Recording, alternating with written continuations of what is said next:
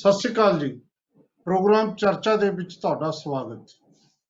ਪਿਆਰੇ ਦਰਸ਼ਕੋ, ਪ੍ਰੋਗਰਾਮ ਸ਼ੁਰੂ ਕਰਨ ਤੋਂ ਪਹਿਲਾਂ ਤੁਹਾਨੂੰ ਅਸੀਂ ਦੀਵਾਲੀ ਮੁਬਾਰਕ ਕਹਿੰਦੇ ਹਾਂ। ਚਰਚਾ ਪ੍ਰੋਗਰਾਮ 'ਚ ਜੁੜੇ ਸਾਰੇ ਪੈਨਲਿਸਟਾਂ ਵੱਲੋਂ ਔਰ ਅਸੀਂ ਚੜ੍ਹਦੀ ਕਲਾ ਮੀਡੀਆ ਗਰੁੱਪ ਵੱਲੋਂ ਮੈਂ ਆਪਣੇ ਵੱਲੋਂ ਸਭ ਨੂੰ ਦੀਵਾਲੀ ਮੁਬਾਰਕ ਕਹਿਣਾ ਹੈ। ਇਹ ਦੀਵਾਲੀ ਔਰ ਇਸ ਦਿਨ ਤੋਂ ਬਾਅਦ ਆਸ ਕਰੀਏ, ਅਰਦਾਸ ਕਰੀਏ ਕਿ ਪੰਜਾਬ ਦੇ ਚੰਗੇ ਦਿਨ ਮੁੜ ਆ ਜਾਣ। ਉਹ ਪੰਜਾਬ ਜਿਹਨੂੰ ਲੋਕ ਯਾਦ ਕਰਦੇ ਨੇ, ਉਸ ਕਿਸਮ ਦਾ ਪੰਜਾਬ ਸਾਡੀ ਅਗਲੀ ਜਨਰੇਸ਼ਨ ਦੇਖੇ, ਇਹ ਆਸ ਅਸੀਂ ਕਰਦੇ ਹਾਂ। ਪਰ ਅੱਜ ਦੇ ਦਿਨ ਇਹ ਗੱਲ ਜਿਹੜੀ ਅਸੀਂ ਅੱਜ ਕਰਨੀ ਹੈ ਉਹਨਾਂ ਲੋਕਾਂ ਦੀ ਜਿਨ੍ਹਾਂ ਨੇ ਇਹ ਦੀਵਾਲੀ ਨੂੰ ਕਾਲੀ ਦੀਵਾਲੀ ਮਨਾਉਣ ਲਈ ਮਜਬੂਰ ਹੋਣਾ ਪਿਆ। ਸੱਚਮੁੱਚ ਉਹ ਮਜਬੂਰ ਨੇ ਇਹ ਦੀਵਾਲੀ ਜਿਹੜੀ ਹੈ ਕਾਲੀ ਦੀਵਾਲੀ ਮਨਾਉਣ ਲਈ। ਤੁਸੀਂ ਕਹੋਗੇ ਕਿਵੇਂ? ਕਿਉਂਕਿ ਆਸ ਇਹ ਸੀ, ਲਗਾਤਾਰ 50 ਦਿਨ ਤੋਂ ਸੜਕਾਂ ਤੇ, ਟੈਂਟਾਂ ਦੇ ਥੱਲੇ, ਟਰੈਕ ਰੋੜਿਆਂ ਤੇ, ਪਾਰਕਾਂ ਦੇ ਵਿੱਚ ਬੈਠੇ ਸੀ ਤੇ ਇਹ ਆਸ ਜਗੀ ਸੀ ਕਿ ਸ਼ਾਇਦ ਜਿਹੜੀ ਸਰਕਾਰ ਹੈ, ਕੇਂਦਰ ਸਰਕਾਰ ਹੈ, ਗੱਲ ਕੋਈ ਸੁਣੇਗੀ ਤੇ 2 ਕਦਮ ਪਿੱਛੇ ਹਟ ਕੇ ਮਸਲਾ ਹੱਲ ਕਰੇਗੀ। ਮਸਲਾ ਹੱਲ ਨਹੀਂ ਹੋਇਆ, ਤੁਹਾਨੂੰ ਵੀ ਪਤਾ ਹੈ। ਤੇ ਫਿਰ ਕਾਲੀ ਦੀਵਾਲੀ ਨਾ ਮਨਾਉਣ ਤਾਂ ਕੀ ਕਰਨ? ਕਾਲੀ ਦੀਵਾਲੀ ਦਾ ਮਤਲਬ ਇਹ ਨਹੀਂ ਹੁੰਦਾ ਕਿ ਤੁਸੀਂ ਸਿਰਫ ਕਾਲੇ ਝੰਡੇ ਲਾ ਕੇ ਜਾਂ ਤੁਸੀਂ ਦੀਵੇ ਨਹੀਂ ਜਗਾਓਗੇ। ਗੱਲ ਤਾਂ ਮਨਾਂ ਦੇ ਦੀਵਿਆਂ ਦੀ ਹੈ, ਗੱਲ ਤਾਂ ਉਹ ਰੋਸ਼ਨੀ ਦੀ ਹੈ ਜਿਹੜੇ ਤੁਹਾਡੇ ਅੰਦਰ ਹੈ, ਗੱਲ ਤਾਂ ਉਹ ਖੁਸ਼ੀ ਦੀ ਹੁੰਦੀ ਹੈ ਕਿ ਜਿਹੜੀ ਤੁਹਾਡੇ ਮਨ ਨੂੰ ਹੁੰਦੀ ਹੈ ਕਿ ਅਸੀਂ ਅੰਦਰੋਂ ਐਨ ਖਿੜੇ ਫਿਰਦੇ ਹਾਂ। ਉਹ ਖਿੰਡ ਵਾਲੀ ਗੱਲ ਤਾਂ ਉਦੋਂ ਹੁੰਦੀ ਹੈ ਜਦੋਂ ਮਨ ਖੁਸ਼ ਹੁੰਦਾ ਹੈ। ਮਨ ਖੁਸ਼ ਉਦੋਂ ਹੁੰਦਾ ਜਦੋਂ ਤੁਹਾਡੇ ਹਾਲਾਤ ਠੀਕ ਹੋਣ। ਹਾਲਾਤ ਉਦੋਂ ਠੀਕ ਹੁੰਦੇ ਨੇ ਜਦੋਂ ਸਭ ਕੁਝ ਠੀਕ ਹੋਵੇ, ਜਿਹਦੇ ਨਾਲ ਹਾਲਾਤ ਠੀਕ ਹੋਣੇ ਹੁੰਦੇ ਨੇ। ਹੁਣ ਤਾਂ ਮਨਾਂ 'ਚ ਡਰ ਇਹ ਪਿਆ ਹੈ ਕਿ ਆਉਣ ਵਾਲੇ ਦਿਨਾਂ 'ਚ ਜੇ ਇਹੀ ਕੁਝ ਚੱਲਦਾ ਰਿਹਾ, ਜੋ ਕੁਝ ਹੈ ਉਹ ਵੀ ਨਾ ਖੁਸ਼ ਜਾਵੇ। ਇਸ ਨੂੰ ਲੈ ਕੇ ਕਿਸਾਨ ਜਥੇਬੰਦੀਆਂ ਐਜੀਟੇਸ਼ਨ ਕਰ ਰਹੀਆਂ ਨੇ। ਉਹਨਾਂ ਨੂੰ ਸੱਦਾ ਮਿਲਿਆ, ਉਹ ਦਿੱਲੀ ਚਲੇ ਗਏ। 31 ਜਥੇਬੰਦੀਆਂ ਦਿੱਲੀ ਗਈਆਂ, ਜਾ ਕੇ ਉਹਨਾਂ ਨੇ ਗੱਲਬਾਤ ਕੀਤੀ। 7 ਘੰਟੇ ਗੱਲਬਾਤ ਚੱਲੀ। 2 ਕੇਂਦਰੀ ਮੰਤਰੀ ਆਏ, ਪੀਯੂਸ਼ ਗੋਇਲ ਰੇਲਵੇ ਮੰਤਰੀ ਔਰ ਨਰਿੰਦਰ ਸਿੰਘ ਤੋਮਰ ਖੇਤੀ ਮੰਤਰੀ, ਨਾਲ ਪੂਰੀ ਉਹਨਾਂ ਦੀ ਟੀਮ ਆਈ ਤੇ ਪੰਜਾਬ ਸਰਕਾਰ ਨੇ ਵੀ ਇੱਕ IAS ਅਫਸਰ ਭੇਜਿਆ। ਇਹ ਸਾਰੀਆਂ ਜਥੇਬੰਦੀਆਂ ਨੇ ਜਾ ਕੇ ਕੀਤੀ ਗੱਲ। ਔਰ ਗੱਲਬਾਤ ਦੇ ਵਿੱਚ ਮੈਂ ਜਿੰਨੀ ਕੁ ਰਿਪੋਰਟ ਲਈ ਹੈ ਉਹਦੇ ਮੁਤਾਬਕ ਮੈਂ ਤੁਹਾਨੂੰ ਦੱਸਾਂ ਕਿ ਸੱਚਮੁੱਚ ਹੀ ਕੱਲ ਦੇਸ਼ ਦੇ 2 ਕੇਂਦਰੀ ਮੰਤਰੀਆਂ ਨੇ ਦੇਖਿਆ ਕਿ ਕਿਸਾਨਾਂ ਦੇ ਕੋਲ, ਜਿਨ੍ਹਾਂ ਨੂੰ ਕਹਿ ਰਹੇ ਸੀ ਕਿ ਉਹਨਾਂ ਨੂੰ ਗੁੰਮਰਾਹ ਕੀਤਾ ਜਾ ਰਿਹਾ ਹੈ, ਉਹਨਾਂ ਕੋਲ ਇੰਨਾ ਤਰਕ ਤੇ ਇੰਨੀ ਕੁ ਦਲੀਲ ਸੀ ਜਿਹਦਾ ਜਵਾਬ ਦੇਣਾ ਬਹੁਤ ਮੁਸ਼ਕਲ ਸੀ। ਬਸ ਇੱਕੋ ਹੀ ਜਵਾਬ, ਇੱਕੋ ਹੀ ਕੰਮ ਕੀਤਾ, ਜੇ ਇੱਕੋ ਹੀ ਜਵਾਬ ਦਿੱਤਾ ਕੇਂਦਰੀ ਮੰਤਰੀਆਂ ਨੇ ਕਿ MSP ਖਤਮ ਨਹੀਂ ਹੋਣਾ, ਖੇਤੀ ਕਾਨੂੰਨ ਤੁਹਾਡੇ ਫਾਇਦੇ ਲਈ ਨੇ। ਮੋਦੀ ਸਰਕਾਰ ਬਹੁਤ ਕੁਝ ਕਰ ਰਹੀ ਹੈ ਕਿਸਾਨਾਂ ਲਈ। ਜੋ ਕੁਝ ਕਰ ਰਹੀ ਹੈ ਉਹਦਾ PowerPoint ਪ੍ਰੈਜੈਂਟੇਸ਼ਨ ਕੱਲ ਦਿੱਤੀ ਗਈ। ਇਹ ਕੱਲ ਉੱਥੇ ਹੋਇਆ। ਬਾਕੀ ਕਿਸਾਨਾਂ ਨੇ ਜੋ ਗੱਲਾਂ ਕੀਤੀਆਂ, ਕੱਲੇ 5 ਜਿਹੜੇ ਉਹਨਾਂ ਦੀਆਂ ਮੰਗਾਂ ਸੀ, ਜਿਨ੍ਹਾਂ 'ਚ ਕਾਨੂੰਨਾਂ ਨੂੰ ਰੱਦ ਕਰਨਾ, ਜਿਨ੍ਹਾਂ 'ਚ ਪ੍ਰਸਤਾਵਿਤ ਜਿਹੜਾ ਬਿਜਲੀ ਬਿੱਲਾਂ ਨੂੰ ਵਾਪਸ ਕਰਨਾ, ਜਿਨ੍ਹਾਂ 'ਚ 1 ਕਰੋੜ ਤੇ 5 ਸਾਲ ਵਾਲੀ ਸਜ਼ਾ ਵਾਲਾ ਜਿਹੜਾ ਬਿੱਲ ਹੈ ਉਹਨੂੰ ਪਿੱਛੇ ਹਟਾਉਣਾ ਜਾਂ ਰੱਦ ਕਰਾਉਣਾ, ਤੇ ਇਹ ਜਿਹੜੇ ਉਹਨਾਂ ਦੀਆਂ ਮੰਗਾਂ ਸੀ, ਕਿਸਾਨ ਜਿਹੜੇ ਜੇਲ੍ਹਾਂ 'ਚ ਨੇ ਉਹਨਾਂ ਨੂੰ ਰਿਹਾ ਕਰਨ ਦੀ ਗੱਲ, ਕੇਸ ਵਾਪਸ ਕਰਨ ਦੀ ਗੱਲ, ਇਹ ਸਾਰੀਆਂ ਗੱਲਾਂ ਇਹਨਾਂ 'ਚ ਜਦੋਂ ਖੇਤੀ ਬਿੱਲਾਂ ਜਾਂ MSP ਤੇ ਜਿਹਦੀ ਗੱਲ ਆਈ, ਜੋ ਕਿਸਾਨਾਂ ਨੇ ਆਪਣਾ ਤਰਕ ਰੱਖਿਆ, ਉਹਨਾਂ ਕੋਲ ਜਵਾਬ ਨਹੀਂ ਸੀ। ਇਹ ਫਿਰ ਖੜੂਤ ਉਹ ਆਪਣੇ ਥਾਂ ਤੇ ਇਹਨਾਂ ਨੂੰ ਸਮਝਾਉਂਦੇ ਰਹੇ, ਕਿਸਾਨ ਆਪਣੀ ਗੱਲ ਸਮਝਾਉਂਦੇ। 7 ਘੰਟੇ ਮੀਟਿੰਗ ਚੱਲੀ, ਵਿੱਚੋਂ ਸਿਰਫ ਲੰਚ ਕੀਤਾ, ਲੰਚ ਤੇ ਵੀ ਗੱਲਬਾਤ ਹੁੰਦੀ ਅਸੀਂ ਦੇਖੀ। ਹੁਣ ਇਹ ਸਾਰੇ ਹਾਲਾਤ ਦੇ ਵਿੱਚ ਜਦੋਂ ਕਿਸਾਨ ਖਾਲੀ ਹੱਥ ਮੁੜਦੇ ਨੇ, ਕਿਸਾਨ ਇਹ ਕਹਿੰਦੇ ਨੇ ਚਲੋ ਮੰਨ ਲੈਂਦੇ ਆ ਕਿ ਤੁਸੀਂ ਆਪਾਂ ਅਗਲੀ ਮੀਟਿੰਗ 'ਚ ਕਰ ਲਾਂਗੇ, ਪਰ ਹਾਲ ਦੀ ਘੜੀ ਤੁਸੀਂ ਗੱਡੀਆਂ ਤਾਂ ਚਲਾ ਦਿਓ। ਤੇ ਕੇਂਦਰ ਦਾ ਅੜੀਅਲ ਵਤੀਰਾ ਉਦੋਂ ਵੀ ਨਜ਼ਰ ਆਇਆ ਕਿ ਗੱਡੀਆਂ ਚਲਾਉਣ ਤੋਂ ਉਹ ਮੁਨਕਰ ਰਹੇ। ਇਹ ਸਾਰੀ ਗੱਲਬਾਤ ਕਿ ਜਿਹੜੀ ਇਹ ਕਾਲੀ ਦੀਵਾਲੀ ਅੱਜ ਮਨਾ ਰਹੇ ਨੇ ਕਿਸਾਨ, ਉਹਦੇ ਲਈ ਕੱਲ ਦੀ ਮੀਟਿੰਗ ਹੈ ਜਿਹੜੀ ਉਹ ਕਿੰਨੀ ਕੁ ਜ਼ਿੰਮੇਵਾਰ ਹੈ, ਜਾਂ ਇਸ ਅਗਲੀ ਮੀਟਿੰਗ ਜੇ ਹੁੰਦੀ ਹੈ 18 ਤੱਕ, ਤਾਂ 18 ਨੂੰ ਮੀਟਿੰਗ ਕਰਨੀ ਹੈ ਕਿਸਾਨਾਂ ਨੇ, 18 ਤੱਕ ਤਾਂ ਉਹ ਐਜੀਟੇਸ਼ਨ 'ਚ ਰਹਿਣਗੇ। फिर 18 ਨੂੰ ਮੀਟਿੰਗ ਕਰਨਗੇ, 26-27 ਨੂੰ ਫਿਰ ਉਹ ਦਿੱਲੀ ਜਾਣਗੇ ਤੇ ਦਿੱਲੀ ਜਾਣ ਤੋਂ ਪਹਿਲਾਂ ਹੀ ਦਿੱਲੀ ਸਰਕਾਰ ਨੇ ਕਾਨੂੰਨੀ ਤੌਰ ਤੇ ਰਸਤੇ ਬੰਦ ਕਰਤੇ। ਇਹ ਸਾਰੀਆਂ ਗੱਲਾਂ ਤੇ ਚਰਚਾ ਕਰਦੇ ਆ ਤੇ ਚਰਚਾ ਕਰਨ ਲਈ ਸਾਡੇ ਨਾਲ ਜੁੜੇ ਨੇ ਅੱਜ ਦੀਵਾਲੀ ਵਾਲੇ ਦਿਨ ਸਰਦਾਰ ਜਸਕਰਨ ਸਿੰਘ ਕਾਹਲੋਂ, ਕਾਂਗਰਸ ਦੇ ਨੌਜਵਾਨ ਲੀਡਰ ਨੇ, ਉਹ ਸਾਡੇ ਨਾਲ ਸ਼ਾਮਲ ਨੇ। ਦਿਆਲ ਸੋਢੀ ਸਾਹਿਬ ਸਾਡੇ ਨਾਲ ਸ਼ਾਮਲ ਨੇ ਭਾਰਤੀ ਜਨਤਾ ਪਾਰਟੀ ਵੱਲੋਂ, ਔਰ ਸਤਪਾਲ ਸਿੰਘ ਸਿੱਧੂ ਸਿਆਸੀ ਮਾਹਰ ਦੇ ਤੌਰ ਤੇ ਸਾਡੇ ਨਾਲ ਸ਼ਾਮਲ ਨੇ। ਤੁਹਾਡਾ ਸਭ ਦਾ ਸਵਾਗਤ ਇਸ ਪ੍ਰੋਗਰਾਮ ਦੇ ਵਿੱਚ। ਸਿੱਧੂ ਸਾਹਿਬ, ਗੱਲ ਤੁਹਾਡੇ ਤੋਂ ਸ਼ੁਰੂ ਕਰਦੇ ਹਾਂ। ਗੱਲ ਤੁਸੀਂ ਜੋ ਮੈਂ ਸ਼ੁਰੂਆਤ 'ਚ ਕਿਹਾ, ਜੋ ਇੰਟਰੋਡਕਸ਼ਨ ਦੇ ਵਿੱਚ, ਮਤਲਬ ਨਤੀਜਾ ਕੋਈ ਨਹੀਂ ਨਿਕਲਿਆ, ਕਿਸਾਨ ਮਜਬੂਰ ਨੇ।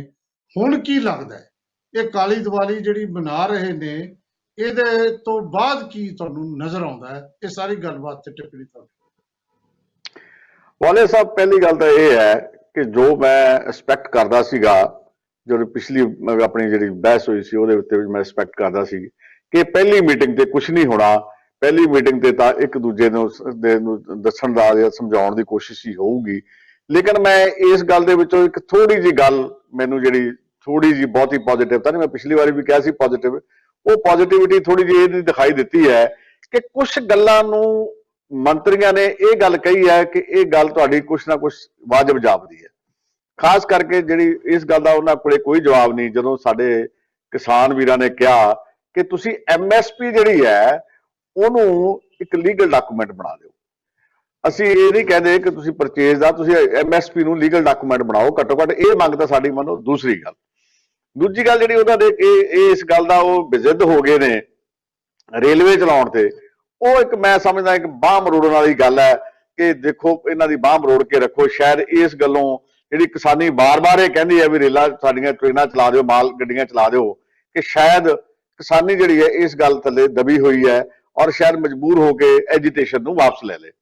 ਇਹ ਉਹਨਾਂ ਨੂੰ ਇੱਕ, ਮੇਰੇ ਖਿਆਲ 'ਚ ਮੈਂ ਤਾਂ ਇਹ ਸਮਝਦਾ ਭੁਲੇਖਾ ਹੈ, ਕਿਉਂਕਿ ਪੰਜਾਬ ਦੀ ਕਿਸਾਨੀ ਜਿਹੜੀ ਹੈ ਉਹ ਇਸ ਇਕੱਲੀ DAP ਜਾਂ ਯੂਰੀਏ ਤੇ ਮੁਨਸਰ ਨਹੀਂ ਕਰਦੀ।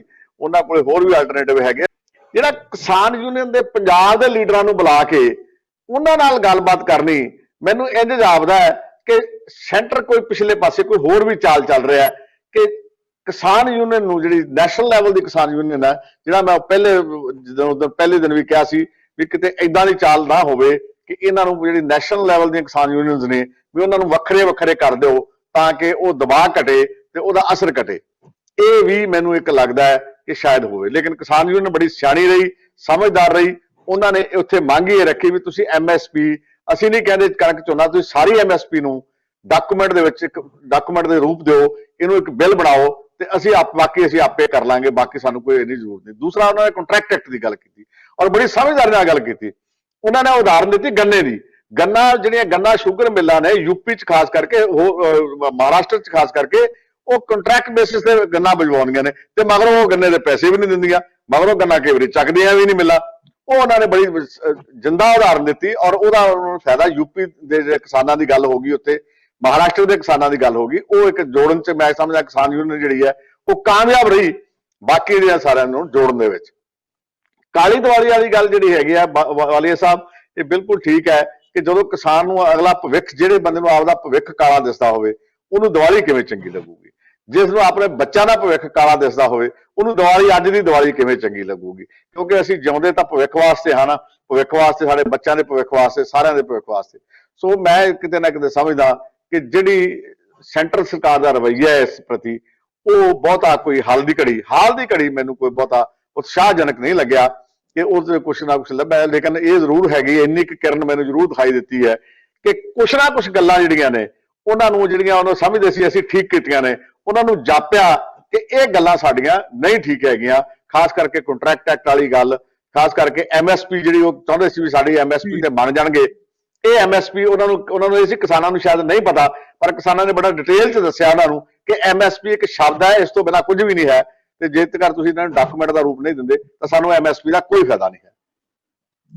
ਜੀ ਸਿੱਧੂ ਸਾਹਿਬ, ਜਿਹੜੀ ਗੱਲ ਤੁਸੀਂ ਇਹ ਕਹੀ ਹੈ ਨਾ MSP, ਇਹ ਵੀ ਦੱਸਿਆ ਖੇਤੀ ਕਾਨੂੰਨ ਕੱਲਾ ਲੈ ਕੇ ਤਿੰਨਾਂ ਤੇ ਜੋ ਰਾਜੇਵਾਲ ਬੋਲਿਆ ਉਹਨਾਂ ਕੋਲ ਦਲੀਲ ਸੀ, ਤੱਕ ਸੀ, ਪੂਰਾ ਹੋਮਵਰਕ ਸੀ। ਜਿਵੇਂ ਪੰਜਾਬੀ ਦੇ ਵਿੱਚ ਇੱਕ ਬੈਗ ਭਰ ਕੇ ਲੈ ਕੇ ਆਏ ਸੀ ਕੇਂਦਰੀ ਮੰਤਰੀ ਜੋ ਇਹਨਾਂ ਨੂੰ ਦਿੱਤੇ ਗਏ ਕਾਨੂੰਨਾਂ ਦੇ, ਸ਼ਾਇਦ ਉਹਨਾਂ ਨੂੰ ਲੱਗਿਆ ਕਿ ਇਹ ਪੰਜਾਬੀ ਤੋਂ ਬਾਅਦ ਸਮਝਣਗੇ, ਪਰ ਉਹਨਾਂ ਨੂੰ ਅੱਜ ਕੱਲ ਇਹ ਗੱਲ ਜ਼ਰੂਰ ਵਾਲੀਆ ਸਾਹਿਬ ਮੈਂ ਇੱਕੋ ਸ਼ਬਦ ਚ ਨਿਬੇੜਤੀ ਵੀ ਡਾਕੂਮੈਂਟ ਜਿਹੜਾ ਡਾਕੂਮੈਂਟ ਤੇ ਪ੍ਰੈਕਟੀਕਲ ਚ ਬਹੁਤ ਅੰਤਰ ਹੈ।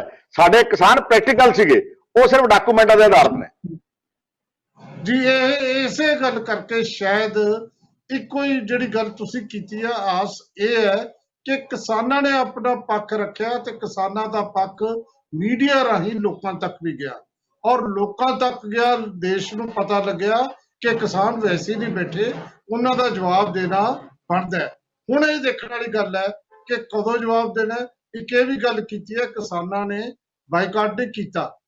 ਜੋ ਕਿਸਾਨ ਬਾਈਕਾਟ ਕਰਦੇ ਸਿੱਧੂ ਸਾਹਿਬ ਜਾਂ ਉੱਠ ਕੇ ਚਲੇ ਜਾਂਦੇ, ਜਿਵੇਂ ਪਿਛਲੀ ਮੀਟਿੰਗ 'ਚ ਚਲੇ ਗਏ ਸੀ ਜਦੋਂ ਇਹਨਾਂ ਦੀ ਗੱਲ ਨਹੀਂ ਮੰਨੀ ਗਈ ਗੱਡੀਆਂ ਦੀ, ਤਾਂ ਵੀ ਜਿਹੜਾ ਇਹ ਗੱਲ ਗਲਤ ਹੋਣੀ ਸੀ। ਗੱਲ ਇੰਨੀ ਠੀਕ ਹੋਈ ਵੀ ਮੀਟਿੰਗ ਪੂਰੀ ਹੋਈ। ਤੇ ਮੈਂ ਕੱਲ ਕਿਹਾ ਸੀ ਕਿ ਜਿਵੇਂ ਚੀਨ ਤੇ ਭਾਰਤ ਦੀਆਂ 8 ਮੀਟਿੰਗਾਂ ਤੋਂ ਬਾਅਦ ਡੈਡਲੌਕ ਟੁੱਟਿਆ ਤੇ ਥੋੜਾ ਥੋੜਾ ਕਿਸੇ ਨਤੀਜੇ ਤੇ ਪਹੁੰਚੇ ਤੇ ਫੈਸਲਾ ਹੋਣ ਦੀ ਸੰਭਾਵਨਾ ਬਣੀ, ਉਸੇ ਤਰ੍ਹਾਂ ਅਸੀਂ ਕਹਿ ਸਕਦੇ ਹਾਂ ਕਿਸਾਨਾਂ ਦੇ ਇਸ ਮਸਲੇ ਨੂੰ ਜਿਹੜਾ ਹੈ ਸੁਲਝਾਉਣ ਲਈ ਕੱਲ ਦੀ ਮੀਟਿੰਗ ਇੱਕ ਸ਼ੁਰੂਆਤ ਅਸੀਂ ਮੰਨ ਕੇ ਚੱਲਦੇ ਹਾਂ। ਪਰ ਹਾਲ ਦੀ ਘੜੀ ਇਹ ਕਹਿਣਾ ਕਿ ਕਾਲੀ ਦੀਵਾਲੀ ਨਹੀਂ ਹੋਏਗੀ, ਇਹ ਵੀ ਗਲਤ ਹੋਏਗਾ। ਕਿਸਾਨਾਂ ਦੀ ਕਾਲੀ ਦੀਵਾਲੀ ਛੋਟੀ ਕਿਸਾਨੀ ਲਈ ਤਾਂ ਬਹੁਤ ਮਾੜੇ ਦਿਨ ਨੇ, ਜਿੰਨਾ ਚਿਰ ਕੋਈ ਉਹਨਾਂ ਦੀ ਰੈਗੂਲਰ ਇਨਕਮ ਦਾ ਹੀਲਾ ਨਹੀਂ ਹੁੰਦਾ।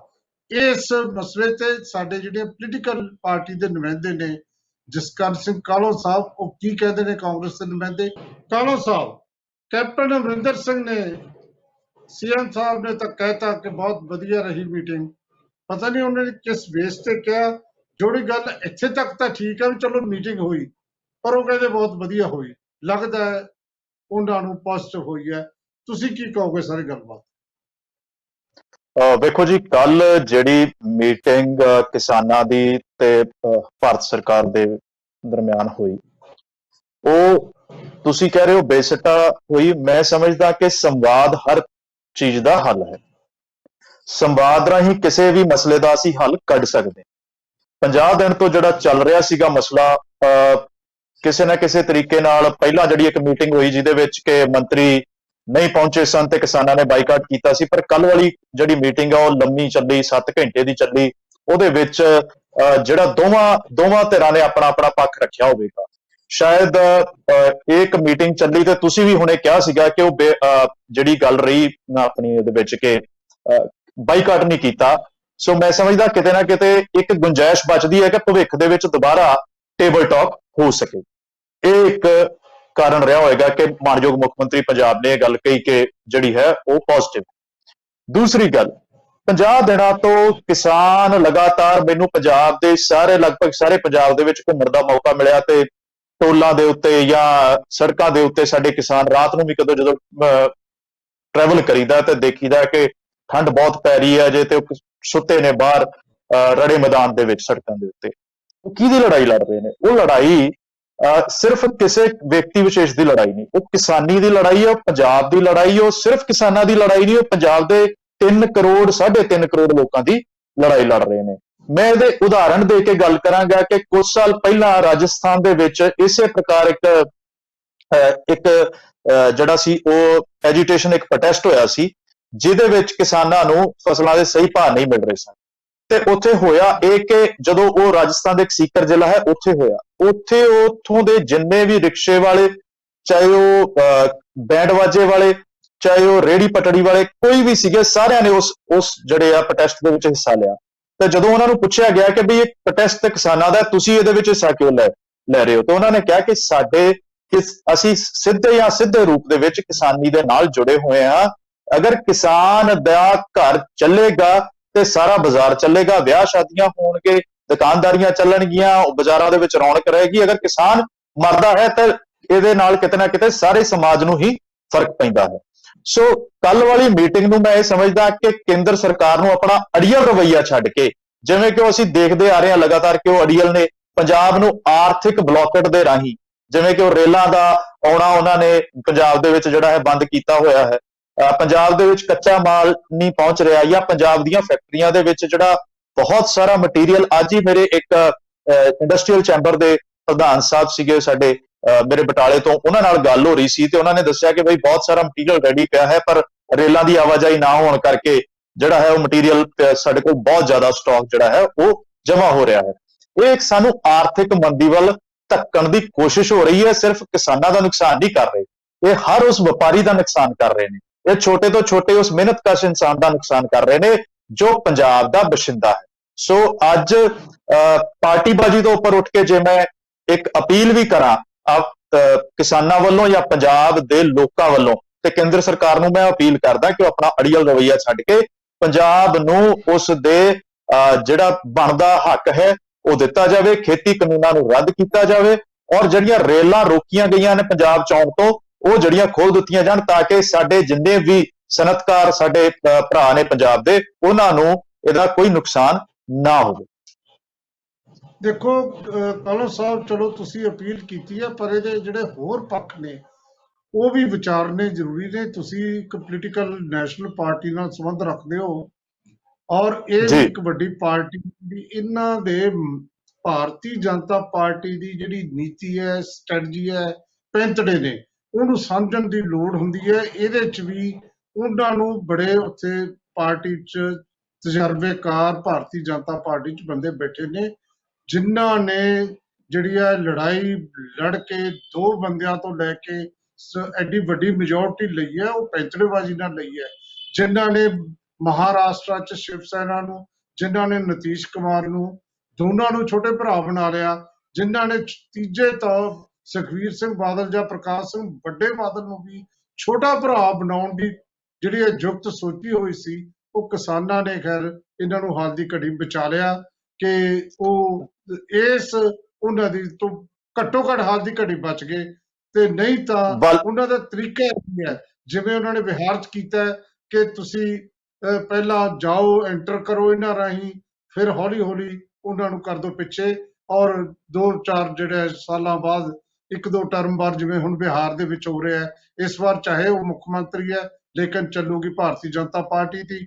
ਇਸੇ ਤਰ੍ਹਾਂ ਪੰਜਾਬ 'ਚ 23 ਤੋਂ 50 ਦੀ ਮੰਗ ਸੀ, ਫਿਰ ਕਿਸਾਨ ਐਜੀਟੇਸ਼ਨ ਚੱਲ ਪਈ, ਹੁਣ 117 ਕਹਿ ਰਹੇ ਨੇ। ਇੱਕ ਤਾਂ ਇਹ ਉਹਨਾਂ ਦੇ ਮਨ 'ਚ ਉਹਨਾਂ ਦੀ ਚਾਲ ਪੁੱਠੀ ਨਜ਼ਰ ਆਉਂਦੀ ਹੈ ਜਿਹੜੀ ਕਿਸਾਨਾਂ ਨੇ ਕੀਤੀ ਹੈ, ਇਹ ਵੀ ਉਹਨਾਂ ਦੇ ਮਨ 'ਚ ਹੈ। ਜਿਹੜੀ ਆਰਥਿਕ ਮੰਦੀ ਤਾਂ ਪਹਿਲੀ ਦੇਸ਼ ਦੇ ਵਿੱਚ ਚੱਲ ਰਹੀ ਹੈ, ਰਿਜ਼ਰਵ ਬੈਂਕ ਨੇ ਹੁਣ ਕਿਹਾ, ਰੌਲਾ ਅਗਲਾ ਵੀ ਹੈ ਕਿ ਜਿਹੜੀ ਉਹਨਾਂ ਨੂੰ ਇਹ ਪਤਾ ਹੈ ਕਿ ਠੰਡ ਆ ਰਹੀ ਹੈ, ਉਹਨਾਂ ਨੂੰ ਪਤਾ ਹੈ ਕਿ ਬਹੁਤ ਔਖਾ ਲੰਬੀ ਲੜਾਈ ਲੜਨਾ, ਉਹਨਾਂ ਨੂੰ ਪਤਾ ਹੈ ਵੀ ਫੁੱਟ ਪੈ ਸਕਦੀ ਹੈ, ਇਸ ਕਾਰਨ ਕਿਤੇ ਨਾ ਕਿਤੇ ਇਹ ਲੜਾਈ ਲੰਬੀ ਕਰਨੀ ਹੈ। ਫਿਰ ਲੰਬੀ ਕਰਕੇ ਇੱਕ ਧੜੇ ਨਾਲ ਸਮਝੌਤਾ ਕਰਕੇ ਜਦੋਂ ਫੁੱਟ ਪੈਂਦੀ ਹੈ, ਫਿਰ ਜਿਹੜੀਆਂ ਸਰਕਾਰਾਂ ਆਪਣਾ ਕੰਮ ਕਰਦੀਆਂ ਹੁੰਦੀਆਂ ਨੇ। ਸ਼ਾਇਦ ਇਸ ਸਟ੍ਰੈਟਜੀ ਤੇ ਚੱਲਦੇ ਆ। ਵਾਲੀਆ ਜੀ, ਪੰਜਾਬ ਸੰਘਰਸ਼ਾਂ ਚੋਂ ਪੈਦਾ ਹੋਇਆ, ਮੈਂ ਇਹਨੂੰ ਸੂਬਾ ਕਹਾਂ, ਪਰ ਮੈਨੂੰ ਜਿੱਥੋਂ ਤੱਕ ਮੈਂ ਸਮਝਦਾ ਕਿ ਜਿਹੜਾ ਕਿਸਾਨੀ ਸੰਘਰਸ਼ ਜਿਹੜਾ ਚੱਲ ਰਿਹਾ ਹੈ, ਇਹਨੂੰ ਚਾਹੇ ਜਿੰਨਾ ਮਰਜ਼ੀ ਲੰਮਾ ਖਿੱਚ ਲੈਣ, ਇਹਦੇ ਵਿੱਚ ਮੈਨੂੰ ਜਿੰਨਾ ਸਮਝ ਆਉਂਦਾ ਹੈ ਕਿ ਆਪਣੇ ਤਜਰਬੇ ਦੇ ਹਿਸਾਬ ਨਾਲ ਜਾਂ ਜਿੰਨਾ ਵੀ ਇਤਿਹਾਸ ਪੜ੍ਹਿਆ ਹੈ, ਮੈਨੂੰ ਲੱਗਦਾ ਨਹੀਂ ਕਿ ਇਹਦੇ ਵਿੱਚ ਫੁੱਟ ਪਊਗੀ। ਔਰ ਦੂਸਰੀ ਗੱਲ ਇਹ ਕਿ ਇਹ 117 ਛੱਡ ਕੇ ਸਾਨੂੰ ਇਹਨਾਂ ਦੇ ਰਾਜਨੀਤਿਕ ਕੀ ਪੈਤੜੇ ਹਨ, ਇਹਦੇ ਨਾਲ ਕੋਈ ਮਤਲਬ ਨਹੀਂ। ਪਰ ਅਸੀਂ ਇਸ ਵੇਲੇ ਚਿੰਤਤ ਹਾਂ ਪੰਜਾਬ ਨੂੰ ਲੈ ਕੇ, ਸਾਡੀ ਚਿੰਤਾ ਦਾ ਮੁੱਖ ਵਿਸ਼ਾ ਪੰਜਾਬ ਹੈ ਕਿ ਇਹ ਮਸਲਾ ਹੋਰ ਪਾਸੇ ਵੀ, ਇਹ ਆਪਾਂ ਉੱਪਰਲੀ ਲੇਅਰ ਨਾ ਦੇਖੀਏ, ਇਹਦੇ ਬਹੁਤ ਸਾਰੇ ਪੱਖ ਨੇ। ਕੀ ਲੱਗਦਾ ਸਿੱਧੂ ਸਾਹਿਬ ਤੁਹਾਨੂੰ, ਇਹ ਜੋ ਦੂਜੇ ਪੱਖ ਦੀ ਜਿਹੜੀ ਮੈਂ ਗੱਲ ਕੀਤੀ ਹੈ ਕਿ ਜਿਹਦੇ ਵਿੱਚ ਉਹ ਇਸ ਪੈਂਤੜੇ ਨਾਲ ਵੀ ਗੱਲ ਤਾਂ ਕਰ ਰਹੇ ਨੇ, ਪਰ ਐਜੀਟੇਸ਼ਨ ਲੰਬੀ ਕੀਤੀ ਜਾ ਰਹੀ ਹੈ ਕਿ ਆਪਣੇ ਆਪ ਹੀ ਇਹ ਆਪਸੀ ਲੜਾਈ, ਆਪਸੀ ਫੁੱਟ ਜਾਂ ਮੌਸਮ ਹੋਰ ਬੜਾ ਕੁਝ ਹੈ, ਲੰਬੀ ਲੜਾਈ ਲੜਨੀ ਬਹੁਤ ਔਖੀ ਹੁੰਦੀ ਹੈ। ਕੀ ਲੱਗ ਕੀ ਰਿਹਾ ਹੈ ਸਿੱਧੂ ਸਾਹਿਬ ਇਸ ਪੈਂਤੜੇ ਤੋਂ? ਬਾਰੇ ਸਾਹਿਬ, ਤੁਸੀਂ ਬਿਲਕੁਲ ਠੀਕ ਕਹਿ ਰਹੇ ਹੋ, ਬਿਲਕੁਲ ਤੁਹਾਡੀ ਸੋਚ ਇਹ ਠੀਕ ਹੈ ਕਿ ਹਮੇਸ਼ਾ ਹੀ ਪੋਲੀਟੀਕਲ ਪਾਰਟੀਆਂ, ਖਾਸ ਕਰਕੇ ਸੈਂਟਰ ਦੀਆਂ ਪੋਲੀਟੀਕਲ ਪਾਰਟੀਆਂ ਜਿੰਨੀਆਂ ਵੀ ਰਹੀਆਂ, ਔਰ ਬੀਜੇਪੀ ਖਾਸ ਕਰਕੇ, ਇਹਨਾਂ ਦੀ ਹਮੇਸ਼ਾ ਹੀ ਕੋਸ਼ਿਸ਼ ਰਹੀ ਹੈ ਕਿ ਕਿਸੇ ਵੀ ਚੀਜ਼ ਨੂੰ ਲੰਬਾ ਖਿੱਚੋ, ਜਿੰਨਾ ਲੰਬਾ ਖਿੱਚਿਆ ਜਾਊਗਾ, ਕਿਉਂਕਿ ਇਹਦੇ ਨਾਲ ਕੀ ਹੈ, ਉਹ ਇਹ ਕੋਸ਼ਿਸ਼ ਕਰ ਰਹੇ ਨੇ ਕਿ ਬਾਕੀ ਸਟੇਟਾਂ ਦੀਆਂ ਜਿਹੜੀਆਂ ਕਿਸਾਨ ਯੂਨੀਅਨਸ ਨੇ, ਉਹਨਾਂ ਨੂੰ ਕੋਈ ਨਾ ਕੋਈ ਥੋੜਾ ਬਹੁਤਾ ਲਾਲਚ ਦੇ ਕੇ, ਉਹਨਾਂ ਨੂੰ ਕੋਈ ਨਾ ਕੋਈ ਉਹ ਕਰਕੇ ਜਿਹੜੀ ਪੰਜਾਬ ਦੀ ਜਿਹੜੀ ਮੰਗ ਹੈ ਜਾਂ ਹਰਿਆਣੇ ਦੀ ਜਿਹੜੀ ਮੰਗ ਹੈ ਜਾਂ ਯੂਪੀ ਦੀ, ਮੈਂ ਸ਼ੁਰੂ ਤੋਂ ਦੇਖ ਰਿਹਾ, ਮੈਂ ਕਹਿ ਵੀ ਰਿਹਾ ਸੀ ਵਾਰੀ-ਵਾਰੀ ਕਿ ਇਹਨਾਂ ਨੂੰ ਇਹ ਲੱਗ ਰਿਹਾ ਕਿ ਇਹਨੂੰ ਕਿਸੇ ਨਾ ਕਿਸੇ ਤਰੀਕੇ ਵੱਖਰਾ ਵਖਰੇਵਾਂ ਕੀਤਾ ਜਾਵੇ, ਤਾਂ ਕਿ ਜਿਹੜੀ ਐਜੀਟੇਸ਼ਨ ਆ ਉਹ ਇਕੱਲੇ ਪੰਜਾਬ ਤੱਕ ਸੀਮਿਤ ਕਰੋ। ਪਹਿਲਾਂ ਸਭ ਤੋਂ ਪਹਿਲਾਂ ਐਜੀਟੇਸ਼ਨ ਨੂੰ ਉਹ ਕੋਸ਼ਿਸ਼ ਕਰਨਗੇ ਕਿ ਪੰਜਾਬ ਤੱਕ ਸੀਮਿਤ ਕੀਤਾ ਜਾਵੇ ਜਾਂ ਵੱਧ ਤੋਂ ਵੱਧ ਹਰਿਆਣੇ ਤੱਕ ਸੀਮਿਤ ਕੀਤਾ ਜਾਵੇ। ਹਰਿਆਣਾ ਦੀ ਐਜੀਟੇਸ਼ਨ ਵੀ ਜਿਹੜੀ ਉਸ ਜ਼ੋਰ ਨਾਲ ਨਹੀਂ ਚੱਲ ਰਹੀ ਹੈ ਇਸ ਵੇਲੇ ਜਿਸ ਜ਼ੋਰ ਨਾਲ ਪੰਜਾਬ ਦੀ ਚੱਲ ਰਹੀ ਹੈ। ਇਸ ਤਰ੍ਹਾਂ ਯੂਪੀ ਦੇ ਵਿੱਚ ਜਿਹੜੀ ਐਜੀਟੇਸ਼ਨ ਆ ਉਹ ਉਸ ਜ਼ੋਰ ਨਾਲ ਨਹੀਂ ਚੱਲ ਰਹੀ ਜਿਹੜੀ ਜਿਸ ਜ਼ੋਰ ਨਾਲ ਪੰਜਾਬ ਚੱਲ ਰਹੀ ਹੈ। ਸੋ ਇਸ ਕਰਕੇ ਉਹਨਾਂ ਨੂੰ ਇਹ ਜਾਪਦਾ ਹੈ ਕਿ ਜੇਕਰ ਅਸੀਂ ਇਹਨੂੰ ਹੌਲੀ-ਹੌਲੀ ਲੰਬਾ ਖਿੱਚਾਂਗੇ ਤਾਂ ਯੂਪੀ ਤੇ ਆਪਣਾ ਇਹ ਦੂਜੀਆਂ ਸਟੇਟਾਂ ਨੂੰ ਅਸੀਂ ਦੂਜੇ ਪਾਸੇ ਕਰਨ 'ਚ ਕਾਮਯਾਬ ਹੋ ਜਾਾਂਗੇ ਔਰ ਉਸ ਤੋਂ ਬਾਅਦ ਇਕੱਲਾ ਪੰਜਾਬ ਰਹਿ ਜਾਊਗਾ। ਲੇਕਿਨ ਇੱਕ ਗੱਲ ਮੈਂ ਸ਼ਾਇਦ ਮੈਨੂੰ ਨਹੀਂ ਪਤਾ, ਉਹਨਾਂ ਕੋਲ ਤਾਂ ਸਾਡੇ ਨਾਲ ਵੀ ਬਹੁਤ ਤੇਜ਼ ਦਿਮਾਗ ਬੈਠੇ ਨੇ, ਪਰ ਪੰਜਾਬ ਦੇ ਕਲਚਰ ਨੂੰ ਅੱਜ ਤੱਕ ਲੋਕ ਨਹੀਂ ਸਮਝ ਸਕੇ। ਪੰਜਾਬੀ ਦੇ ਵਿੱਚ ਇੱਕ ਜਿੰਨੇ ਕੁ ਉਹਨਾਂ ਨੂੰ ਇਹ ਲੱਗਦਾ ਕਿ ਇਦਾਂ ਪੰਜਾਬੀ ਟੁੱਟ ਜਾਊਗਾ। ਪੰਜਾਬੀ ਨੂੰ ਜਿਹੜਾ ਖਾਸ ਕਰਕੇ ਕਿਸਾਨ ਹੈ, ਕਿਉਂਕਿ ਬੜੀਆਂ ਮੁਸ਼ੱਕਤਾਂ ਚੱਲਦਾ ਹੈ, ਇਹਦੇ ਵਰਗੇ ਖਰਾਬ ਮੌਸਮ, ਜਿੰਨੇ ਖਰਾਬ ਮੌਸਮਾਂ ਦੇ ਵਿੱਚ ਇਹ ਜ਼ਿੰਦਾ ਰਹਿੰਦਾ ਹੈ, ਜਿੰਨੇ ਖਰਾਬ ਮੌਸਮਾਂ ਦੇ ਵਿੱਚ ਇਹ ਲੜਨ ਜਾਣਦਾ ਹੈ, ਜਿੰਨੇ ਖਰਾਬ ਹਾਲਾਤਾਂ ਦੇ ਵਿੱਚ ਇਹਨੂੰ ਜਿਉਣਾ ਆਉਂਦਾ ਹੈ, ਉਹ ਸ਼ਾਇਦ ਆਮ ਬਾਕੀ ਦੇ ਜਿਹੜੀਆਂ ਸਟੇਟਾਂ ਦੇ ਕਿਸਾਨ ਨੇ ਉਹਨਾਂ ਦੇ ਦਿੱਕਤਾਂ ਦੇ ਵਿੱਚ ਜਿਉਣਾ ਨਹੀਂ ਆਉਂਦਾ। ਸਾਡੇ ਰੱਜ ਕੇ ਸਰਦੀ ਪੈਂਦੀ ਹੈ, ਸਭ ਤੋਂ ਵੱਧ ਸਰਦੀ ਪੈਂਦੀ ਹੈ, ਸਭ ਤੋਂ ਵੱਧ ਗਰਮੀ ਪੈਂਦੀ ਹੈ। ਉਸ ਤੋਂ ਬਿਨਾਂ ਅਸੀਂ ਲੰਮੇ ਸਮੇਂ ਤੱਕ ਜਿਹੜੇ ਸਾਡੇ ਜੀਨਸ ਨੇ ਉਹ ਜਿਉਣ ਦੀ ਸ਼ਕਤੀ ਰੱਖਦੇ ਨੇ। ਇਹ ਗੱਲਾਂ ਅੱਜ ਦੀਆਂ ਨਹੀਂ, ਇਤਿਹਾਸਕ ਪੱਖ ਨੇ ਜਿਹਨਾਂ ਨੂੰ ਇਹ ਦੇਖਣਾ ਚਾਹੀਦਾ।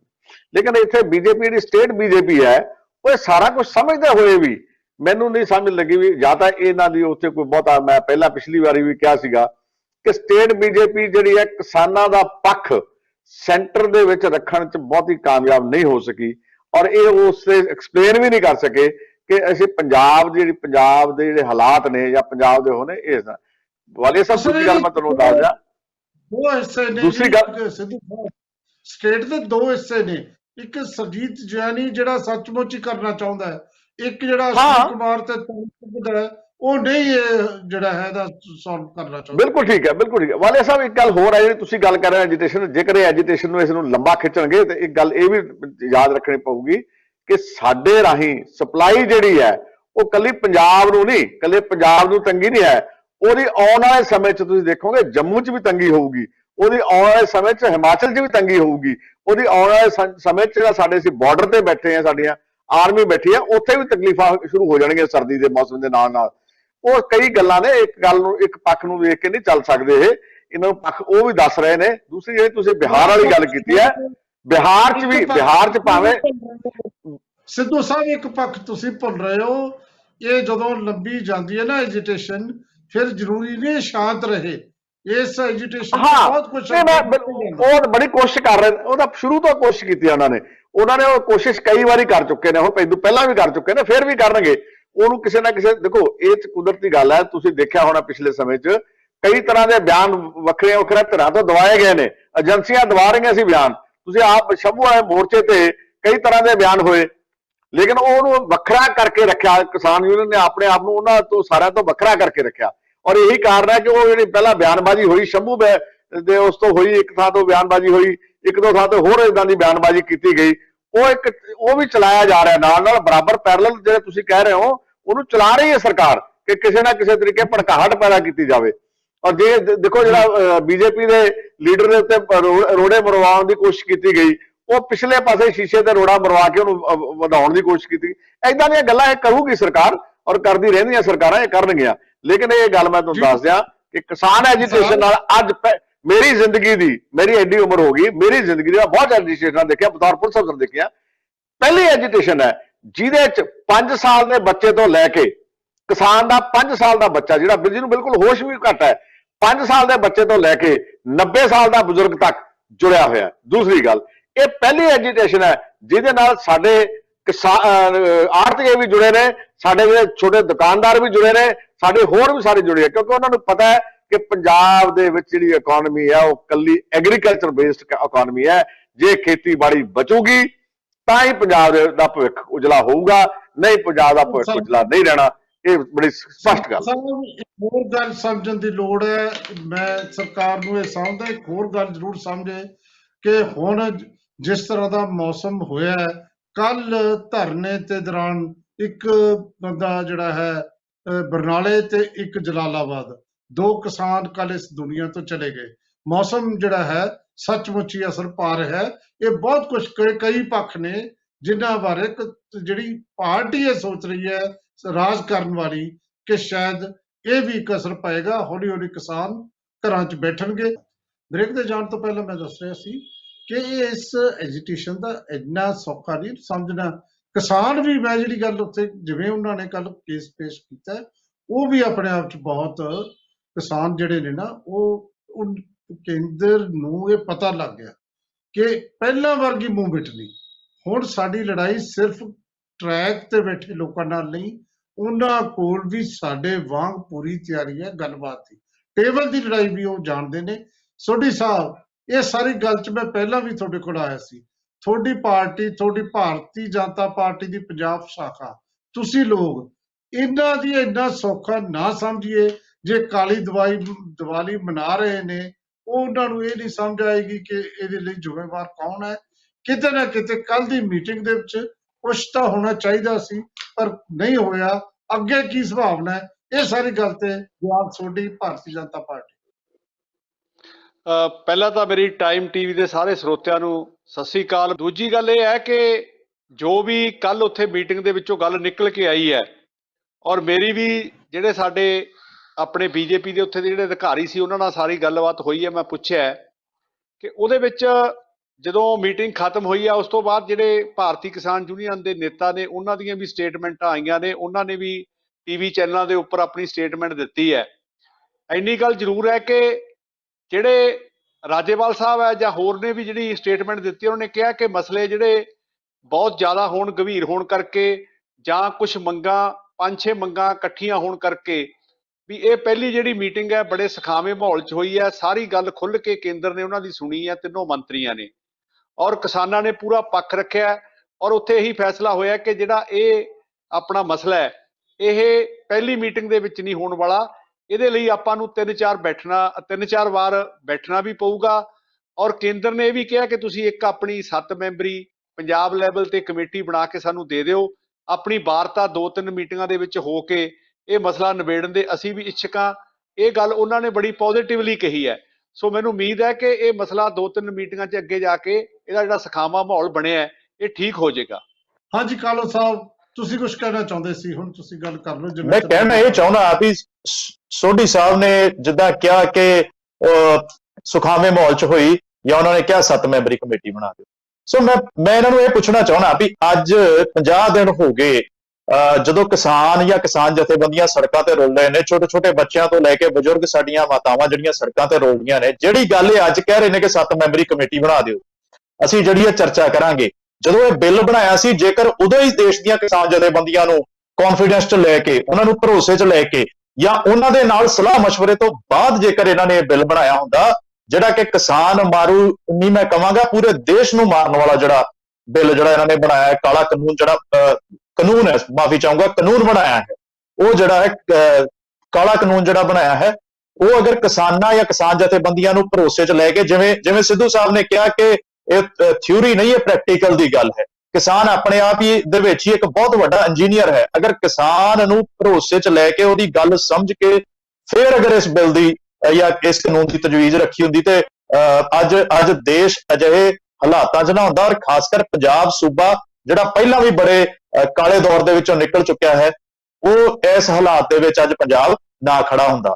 ਸੋਢੀ ਸਾਹਿਬ, ਮੈਨੂੰ ਨਹੀਂ ਲੱਗਦਾ ਤੁਹਾਡੀ ਕਿਹਦੇ ਨਾਲ ਗੱਲ ਹੋਈ ਹੈ, ਪਰ ਜਿਹਦੇ ਨਾਲ ਵੀ ਤੁਹਾਡੀ ਗੱਲ ਹੋਈ ਹੈ ਉਹਨਾਂ ਨੂੰ ਇਹ ਸੁਨੇਹਾ ਜ਼ਰੂਰ ਦਿਓ, ਸਾਡੇ ਵੱਲੋਂ ਇਹ ਉਹਨਾਂ ਨੂੰ ਜ਼ਰੂਰ ਸੁਨੇਹਾ ਦਿਓ ਕਿ ਪੰਜਾਬ ਦਾ ਕਿਸਾਨ ਬਹੁਤ ਸਜਗ ਹੈ। ਬਾਰ-ਬਾਰ ਕਿਸਾਨ ਨੂੰ ਤੁਸੀਂ ਇਹ ਸਮਝਦੇ ਹੋ ਕਿ ਉਹਨਾਂ ਨੂੰ ਕੋਈ ਜਾਣਕਾਰੀ ਨਹੀਂ ਹੈ, ਤੇ ਇਹ ਤੁਹਾਡਾ ਬਹੁਤ ਵੱਡਾ ਵਹਿਮ ਭੁਲੇਖਾ ਹੈ। ਔਰ ਰਹੀ ਜਿਹੜੀ ਗੱਲ ਆਪਾਂ ਹੁਣੇ ਕਰ ਰਹੇ ਸੀ ਕਿ ਪੰਜਾਬ ਦੀ ਬੀਜੇਪੀ 2 ਧੜਿਆਂ 'ਚ ਵੰਡੀ ਹੋਈ ਹੈ, ਉਹ ਜਿਆਣੀ ਸਾਹਿਬ ਸ਼ਾਇਦ ਖੇਤੀ ਨਾਲ ਸੰਬੰਧਿਤ ਨੇ ਤੇ ਉਹਨਾਂ ਨੂੰ ਕਿਸਾਨਾਂ ਦਾ ਦਰਦ ਪਤਾ ਹੈ। ਹੋ ਸਕਦਾ ਹੈ ਕਿ ਉਹ ਇਸ ਪੱਖ ਤੋਂ ਕਿਸਾਨਾਂ ਦੀ ਗੱਲ ਜਿਹੜੀ ਹੈ ਉਹ ਰੱਖਦੇ ਹੋਣ। ਬਾਕੀ ਤਾਂ ਮੈਂ ਸਮਝਦਾ ਇਹਨਾਂ ਦੇ ਜਿੰਨੇ ਵੀ, ਚਾਹੇ ਅਸ਼ਵਨੀ ਜੀ ਹੋਣ, ਚਾਹੇ ਚੁੱਕ ਸਾਹਿਬ ਹੋਣ, ਉਹਨਾਂ ਦਾ ਕਿਸਾਨੀ ਨਾਲ ਦੂਰ ਤੱਕ ਦਾ ਕੋਈ ਨਾਤਾ ਨਹੀਂ ਹੈ, ਤੇ ਉਹ ਨਹੀਂ ਸਮਝ ਸਕਦੇ ਕਿ ਕਿਸਾਨ ਦਾ ਦਰਦ ਕੀ ਹੈ। ਜੀ ਗੱਲ ਇਹ ਹੈ ਕਿ ਇੰਟਰਨਲ ਜਿਹੜੀ ਪਾਰਟੀ ਪੋਲਿਟਿਕਸ ਦੇ ਵਿੱਚ ਚੁੱਕ ਸਾਹਿਬ ਨੂੰ ਰਿਵਾਰਡ ਵੀ ਮਿਲਿਆ, ਜਿਹੜੀ ਉਹਨਾਂ ਨੇ ਬਿਆਨਬਾਜ਼ੀ ਕੀਤੀ ਸੀ ਨਾ ਵੀ ਅਸੀਂ ਗਿੱਟੇ ਛੇਕ ਦਾਂਗੇ, ਉਹਨਾਂ ਨੂੰ ਹੁਣ ਅਬਜ਼ਰਵਰ ਵੀ ਬਣਾ ਦਿੱਤਾ ਗਿਆ। ਇਹੀ ਇਸੇ ਕਰਕੇ ਫਿਰ ਜਿਹੜੇ ਲੀਡਰ ਨੇ ਇਸ ਕਿਸਮ ਦੀ ਪਾਰਟੀ ਲਾਈਨ ਟੂ ਕਰਦੇ ਹੁੰਦੇ ਨੇ। ਲੇਕਿਨ ਜਿਹੜੀ ਗੱਲ ਕਮੇਟੀ ਬਣਾਉਣ ਦੀ ਉੱਠੀ ਸੀ ਕੱਲ ਸੋਢੀ ਸਾਹਿਬ, ਉਹਦੇ ਵਿੱਚ ਇਹ ਸੀ ਕਿ ਕਮੇਟੀ ਤਾਂ ਬਣਾ ਲਓ, ਕਿਸਾਨਾਂ ਨੂੰ ਇਹ ਕਿਹਾ ਗਿਆ ਕਿ ਤੁਸੀਂ ਅੰਦੋਲਨ ਮੁਲਤਵੀ ਕਰ ਦਿਓ ਜਿੰਨਾ ਚਿਰ ਰਿਪੋਰਟ ਨਹੀਂ ਆਉਂਦੀ। ਹੁਣ ਕਿਸਾਨ ਇੰਨੇ ਬੱਚੇ ਤਾਂ ਹੈ ਨਹੀਂ ਵੀ ਕਮੇਟੀਆਂ ਬੈਠ ਜਾਂਦੀਆਂ ਨੇ, ਉੱਠਦੀਆਂ ਥੋੜੀ ਨੇ। ਆਪਾਂ ਆਪ ਹੀ ਕਿੰਨੇ ਵਾਰੀ ਗੱਲ ਕੀਤੀ ਹੈ। ਐਨੀਵੇ ਸੋਢੀ ਸਾਹਿਬ, ਜੇ ਤੁਹਾਡੇ ਆ ਗਈ ਜਿਹੜੀ ਇੰਟਰਨੈਟ ਦੀ ਸੇਵਾ, ਤਾਂ ਤੁਸੀਂ ਗੱਲ ਆਪਦੀ ਕਰ ਸਕਦੇ ਹੋ ਪੂਰੀ। ਮੈਂ ਇੱਕ ਵਾਰੀ ਫਿਰ ਤੁਹਾਡੇ ਕੋਲ ਆਉਣਾ ਹੈ। ਦਿਆਲ ਸੋਢੀ ਜੀ। ਦੇਖੋ ਬਾਲੀਆ ਸਾਹਿਬ, ਮੈਂ ਪਹਿਲਾਂ ਵੀ ਇਹ ਗੱਲ ਟੀਵੀ ਦੇ ਡਿਬੇਟ ਤੇ ਤੁਹਾਡੇ ਨਾਲ ਕਈ ਵਾਰੀ ਗੱਲ ਸਾਂਝੀ ਕਰ ਚੁੱਕਿਆ ਹਾਂ ਕਿ ਚਲੋ ਕਾਂਗਰਸ ਪਾਰਟੀ ਜਿਹੜੀ ਵਾਰ-ਵਾਰ ਇਹ ਗੱਲ ਕਹਿਣਾ ਕਿ ਫਲਾਣੇ ਪ੍ਰਧਾਨ ਕੋਲੇ ਖੇਤੀ ਨਹੀਂ ਹੈਗੀ ਜਾਂ ਫਲਾਣੇ ਪ੍ਰਧਾਨ ਕੋਲੇ ਜ਼ਮੀਨ ਨਹੀਂ ਹੈ, ਅਹੁਦੇਦਾਰ ਕੋਲੇ, ਉਹ ਖੇਤੀ ਬਾਰੇ ਕੁਝ ਨਹੀਂ ਜਾਣਦੇ। ਦੇਖੋ ਇਹ ਗੱਲ ਕਹਿਣੀ ਵੀ ਗਲਤ ਹੈ ਵੀ ਕਿ ਖੇਤੀ ਬਾਰੇ ਕੁਝ ਨਹੀਂ ਜਾਣਦੇ, ਕਿਉਂਕਿ ਜਿਹੜਾ ਪੰਜਾਬ ਦੇ ਵਿੱਚ ਰਹਿਣ ਵਾਲਾ, ਚਾਹੇ ਉਹ, ਮੈਂ ਦੇਖਿਆ ਕਈ ਹਿੰਦੂ ਪਰਿਵਾਰ ਵੀ ਜਿਹੜੇ ਹੈਗੇ ਨੇ, ਉਹ ਅਗਰਵਾਲ ਪਰਿਵਾਰ ਹੈ, ਉਹ ਵੀ ਖੇਤੀ ਕਰਦੇ ਆ, ਕਿਸਾਨੀ ਨਾਲ ਜੁੜੇ ਹੋਏ ਨੇ।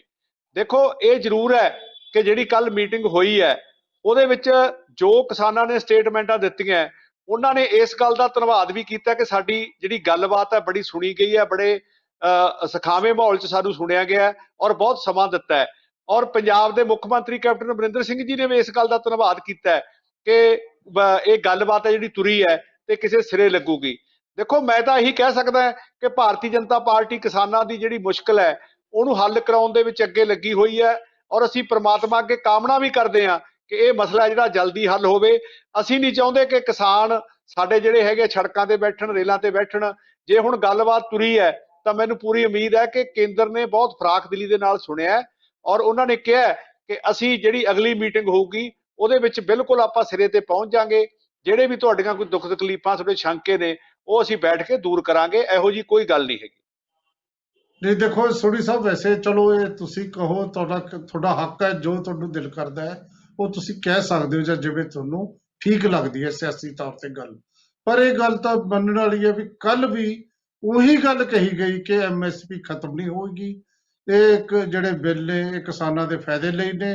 ਮੋਦੀ ਸਰਕਾਰ ਪਾਵਰ ਪੁਆਇੰਟ ਪ੍ਰੈਜੈਂਟੇਸ਼ਨ ਪੇਸ਼ ਕੀਤੀ ਗਈ, ਉਹ ਵੀ ਪੰਜਾਬੀ 'ਚ, ਤੇ ਤਾਂ ਕਿ ਵੀ ਕਿਸਾਨਾਂ ਨੂੰ ਅਸੀਂ ਸਮਝਾ ਸਕੀਏ ਜੋ ਲਗਾਤਾਰ ਪਿਛਲੇ 1.5-2 ਮਹੀਨੇ ਤੋਂ ਕੀਤਾ ਜਾ ਰਿਹਾ। ਇਹੀ ਗੱਲ ਨੇ ਜਿਹੜਾ ਰੇੜਕਾ ਪਾਇਆ ਕਿ ਇਹ ਗੱਲ ਸਮਝਣ ਸਮਝਾਉਣ ਤੋਂ ਬਾਅਦ ਅੱਗੇ ਗੱਲ ਤੁਰੀਏ। ਜਿਹੜੀ ਗੱਲ ਮੰਗ ਹੈ, ਮੰਗ 'ਚ ਦੱਸਣ ਕੀ ਅਮੈਂਡਮੈਂਟ ਹੁੰਦੀ ਹੈ, ਉਹ ਹਾਲ ਦੀ ਘੜੀ ਤਾਂ ਨਹੀਂ ਹੋਈ।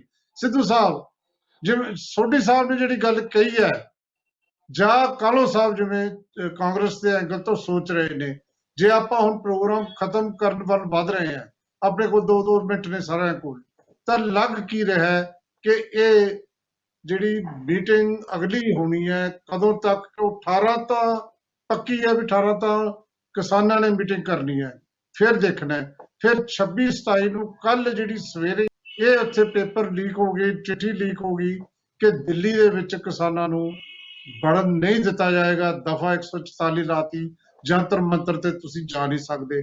ਜਿਹੜੀ ਕਿਸਾਨਾਂ ਨੂੰ ਇੱਕ ਪਾਸੇ ਮੀਟਿੰਗ 'ਚ ਜਾਓ, ਦੂਜੇ ਪਾਸੇ ਇਹ ਕਰੋ, ਇਹ ਸਾਰੇ 'ਚ ਫਿਊਚਰ ਕੀ ਦੇਖਦੇ ਹੋ, ਭਵਿੱਖ ਕੀ ਦੇਖ ਰਹੇ ਹੋ?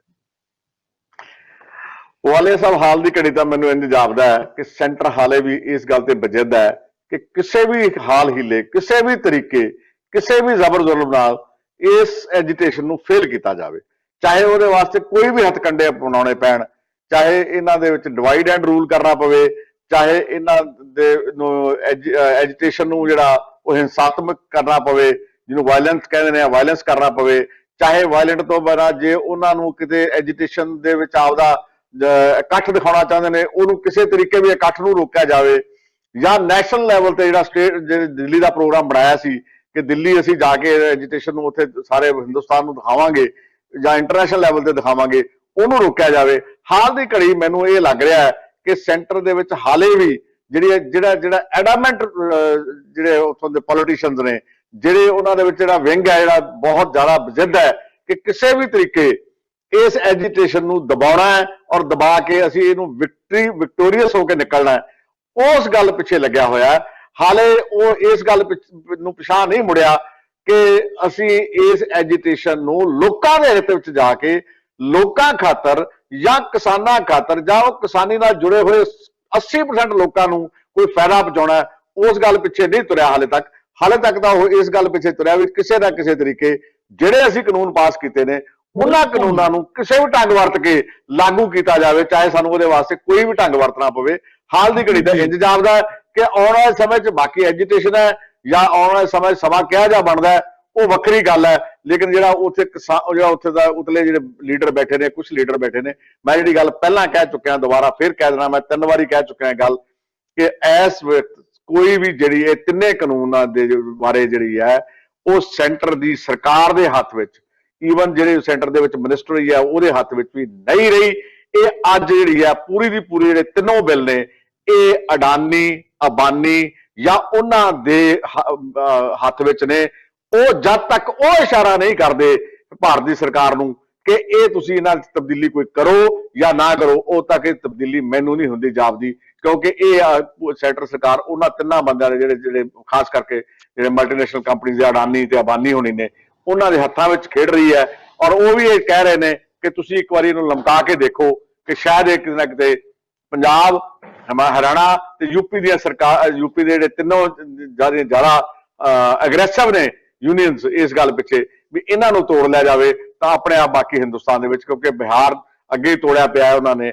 ਇਸ ਤਰ੍ਹਾਂ ਹੀ ਕੁਝ ਸਟੇਟਾਂ ਜਿਹੜੀਆਂ ਗੰਨਾ ਨਾਲ ਉਪਜਾਊ ਕਰਦੀਆਂ ਜ਼ਿਆਦਾ, ਉਹਨਾਂ ਸਟੇਟਾਂ 'ਚ ਵੀ ਇੰਨਾ ਪ੍ਰਭਾਵ ਨਹੀਂ ਹੈਗਾ।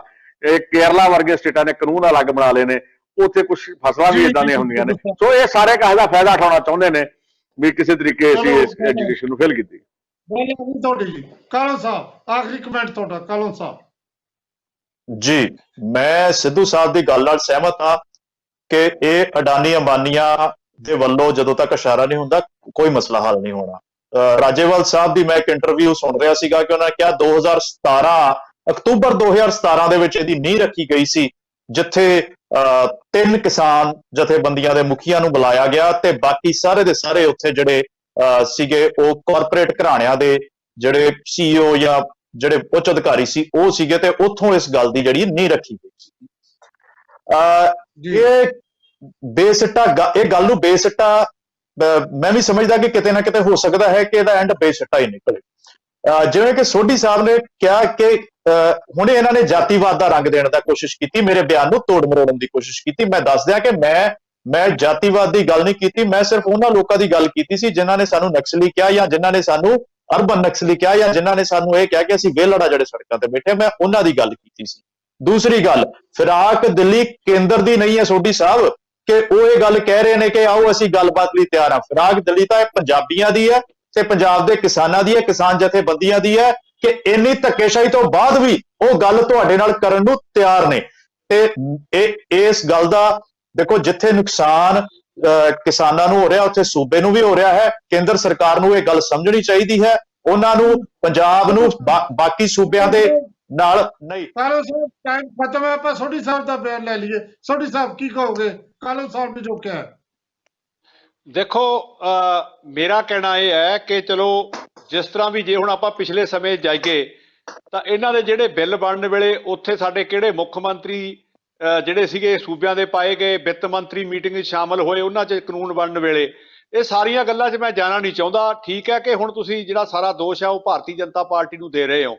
ਮੈਂ ਇੱਕ ਇਹ ਕਾਮਨਾ ਕਰਦਾ ਕਿ ਜਿਹੜੀ ਇਹ ਕੱਲ ਗੱਲਬਾਤ ਹੋਈ ਹੈ ਵਾਲੀਆ ਸਾਹਿਬ, ਮੈਂ ਕਿਸੇ ਇੱਕ ਅਧਿਕਾਰੀ ਨਾਲ ਵੀ ਗੱਲ ਕੀਤੀ ਹੈ, ਜਿਹੜਾ ਕਿਸਾਨਾਂ ਨੇ ਆਪਣਾ ਪੱਖ ਰੱਖਿਆ 4 ਘੰਟੇ ਉੱਥੇ, ਉਹ ਸਾਰਾ ਬਿਲਕੁਲ ਨੋਟ ਕੀਤਾ ਗਿਆ ਔਰ ਉਹਦੇ ਉੱਤੇ ਪੂਰੀ ਚਰਚਾ ਕਰਨੀ ਹੈ ਦੀਵਾਲੀ ਤੋਂ ਅੱਜ ਤੋਂ ਬਾਅਦ ਕੇਂਦਰ ਨੇ ਕਿ ਇਹਦੇ ਵਿੱਚ ਆਪਾਂ ਕਿਸਾਨਾਂ ਨੂੰ ਕੀ ਰਾਹਤ ਦੇ ਸਕਦੇ ਹਾਂ, ਕਿਸਾਨਾਂ ਦੇ ਕਿਵੇਂ ਜਿਹੜੇ ਆਪਣੇ ਹੈਗੇ ਨੇ ਉਹਨਾਂ ਨੂੰ ਜੋ ਗੱਲ ਗਲਤ ਲੱਗਦੀ ਹੈ ਉਹਨੂੰ ਕਿਵੇਂ ਠੀਕ ਕਰਦੇ ਆ।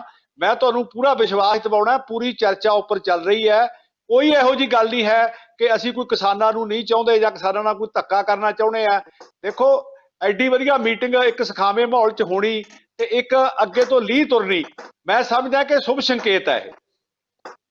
ਜੀ ਸਿੱਧਾ ਆਪਣਾ ਸੋਢੀ ਸਾਹਿਬ, ਇੱਥੇ ਤੁਹਾਡੇ ਨਾਲ ਸਹਿਮਤ ਹੋਇਆ ਜਾ ਸਕਦਾ ਹੈ ਕਿ ਬਹੁਤ ਲੰਬੇ ਸਮੇਂ ਤੱਕ ਮੀਟਿੰਗ ਹੋਈ, 7 ਘੰਟੇ ਮੀਟਿੰਗ ਹੋਈ, ਦੋਨਾਂ ਨੇ ਇੱਕ ਦੂਜੇ ਨੂੰ ਸੁਣਿਆ, ਘੱਟੋ ਘੱਟ ਸ਼ੁਰੂਆਤ ਹੋਈ, ਇਹ ਤਾਂ ਅਸੀਂ ਮੰਨਦੇ ਹਾਂ। ਅਸੀਂ ਇਹ ਵੀ ਆਸ ਰੱਖਦੇ ਹਾਂ ਕਿ ਜਿਵੇਂ ਸੋਢੀ ਸਾਹਿਬ ਕਹਿ ਰਹੇ ਨੇ ਭਾਰਤੀ ਜਨਤਾ ਪਾਰਟੀ ਦੇ ਨੁਮਾਇੰਦੇ ਕਿ ਦੀਵਾਲੀ ਤੋਂ ਬਾਅਦ ਕੇਂਦਰ ਮੀਟਿੰਗਾਂ ਕਰੂਗਾ, ਜਿਹੜੀਆਂ ਮੰਗਾਂ ਆਈਆਂ ਨੇ ਉਹਨਾਂ ਤੇ ਜਿਹੜੀ ਹੈ ਜਿੱਥੇ ਜਿੱਥੇ ਸਹਿਮਤੀ ਬਣ ਸਕਦੀ ਹੈ ਕਿਸਾਨਾਂ ਨੂੰ ਬੁਲਾ ਕੇ ਦੱਸਿਆ ਜਾਊਗਾ ਆਸ ਕਰਦੇ ਹਾਂ, ਅਸੀਂ ਹਰ ਰੋਜ਼ ਆਸ ਕਰਦੇ ਹਾਂ, ਹਰ ਰੋਜ਼ ਅਰਦਾਸ ਕਰਦੇ ਹਾਂ ਕਿ ਇਹ ਮਸਲਾ ਜਿਹੜਾ ਹੈ ਹੱਲ ਹੋਵੇ। ਅੱਜ ਫੇਰ ਅਰਦਾਸ ਕਰ ਰਹੇ ਹਾਂ, ਦੀਵਾਲੀ ਵਾਲੇ ਦਿਨ ਅਰਦਾਸ ਕਰ ਰਹੇ ਹਾਂ ਕਿ ਇਹ ਦੀਵਾਲੀ ਸਾਰਿਆਂ ਦੀ ਘਰਾਂ 'ਚ, ਗੁਰਦੁਆਰਿਆਂ 'ਚ, ਮੰਦਿਰਾਂ ਦੇ ਵਿੱਚ ਇਹ ਮਨਾਉਣ ਜਾ ਕੇ ਆਪਦੇ ਪਰਿਵਾਰਾਂ ਨਾਲ, ਨਾ ਕਿ ਉਹ ਸੜਕਾਂ ਤੇ ਬੈਠਣ, ਕਾਲੀਆਂ ਝੰਡੀਆਂ ਲੈ ਕੇ ਬੈਠਣ। ਇਹ ਸਾਨੂੰ, ਅਸੀਂ ਸਮਝਦੇ ਹਾਂ ਕਿ ਅਗਲੀ ਦੀਵਾਲੀ ਤੱਕ ਇਹੋ ਜਿਹਾ ਕੁਛ ਨਾ ਹੋਵੇ। ਅੱਜ ਜੋ ਹੋ ਗਿਆ, ਚਲੋ ਉਹਦੇ ਬਾਰੇ ਹੁਣ ਅਸੀਂ ਕੀ ਕਹਿ ਸਕਦੇ ਹਾਂ, ਪਰ ਜਿਹੜੀ ਚਰਚਾ ਤੁਸੀਂ ਕੀਤੀ ਹੈ ਸਾਰੇ ਪੈਨਲਿਸਟਾਂ ਨੇ, ਜਸਕਰਨ ਸਿੰਘ ਕਾਹਲੋਂ ਸਾਹਿਬ ਔਰ ਦਿਆਲ ਸੋਢੀ ਜੀ, ਸਤਪਾਲ ਸਿੰਘ ਸਿੱਧੂ ਸਾਹਿਬ, ਤੁਹਾਡਾ ਬਹੁਤ ਬਹੁਤ ਧੰਨਵਾਦ। ਅੱਜ ਦੀਵਾਲੀ ਵਾਲੇ ਦਿਨ ਤੁਸੀਂ ਆ ਕੇ ਆਪਣੇ ਆਪਣੇ ਜਿਹੜੇ ਘਰਾਂ ਤੋਂ ਆਪਣੇ ਆਪਣੇ ਨਜ਼ਰੀਏ ਨਾਲ ਜਿਹੜੀ ਗੱਲ ਕੀਤੀ ਹੈ, ਤੁਹਾਡਾ ਬਹੁਤ ਬਹੁਤ ਧੰਨਵਾਦ। ਪਿਆਰੇ ਦਰਸ਼ਕੋ, ਵੀ ਬਹੁਤ ਧੰਨਵਾਦ। ਦੀਵਾਲੀ ਦੇ ਦਿਨ, ਦੀਵਾਲੀ ਦੇ ਮੌਕੇ ਤੁਸੀਂ ਸਾਡੇ ਨਾਲ ਜਿਹੜੇ ਜੁੜੇ ਹੋ, ਬਹੁਤ ਬਹੁਤ ਧੰਨਵਾਦ। ਕੱਲ ਸਵੇਰੇ 8:40 ਤੇ ਖਬਰ ਤੇ ਨਜ਼ਰ ਰਜਿੰਦਰ ਵਾਲੀਆ ਸ਼ੋਅ 'ਚ ਮਿਲਾਂਗੇ। ਕੱਲ ਸ਼ਾਮ ਨੂੰ 5:30 ਵਜੇ ਫਿਰ ਚਰਚਾ ਪ੍ਰੋਗਰਾਮ 'ਚ ਮੁਲਾਕਾਤ ਕਰਾਂਗੇ। ਬਹੁਤ ਬਹੁਤ ਧੰਨਵਾਦ।